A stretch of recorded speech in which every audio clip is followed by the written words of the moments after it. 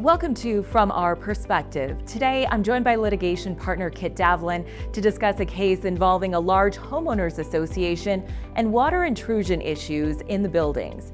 Kit held the builder accountable and secured a substantial settlement for the HOA. Kit, thank you for joining me. Tell me about the issues this HOA was facing. Well, thank you, Michelle. The HOA in question was facing water intrusion issues. And it wasn't just the water that was coming in now, but it was obvious that there was the potential for significant future water intrusion. And what were the extent of the damage and how did this impact the homeowners?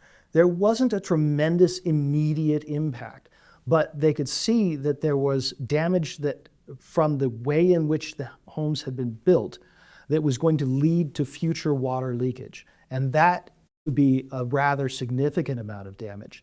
So in an attempt to get ahead of it, the HOA and the builder agreed to do some testing.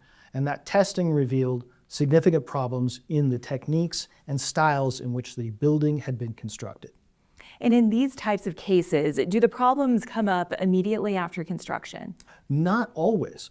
So sometimes you don't see this for a number of years. And this is very important because there are statutes of limitation that a homeowners association should be aware of on how long they have to bring these claims against the builder. And in this case, how were you able to hold the original builder accountable? The original builder in this case was willing to step up and take some responsibility for the techniques that had been used and the problems that the homeowners association was facing. And so we were able to reach a settlement in which the homeowners association and all of the owners of the homes were able to get the funds needed to make all of the significant repairs that are going to be required. And you mentioned the outcome of this case, and what does this mean for the HOA? It means they finally have enough money to take care of the problems that were facing it and don't face that significant shortfall that was going to be passed on to all of the homeowners over the next several years. And what advice would you give to another HOA or any property owner that might be facing a similar situation? A couple of things that are important. First, because of the timelines we've mentioned, it's important that you seek legal counsel early enough that they can provide help to you.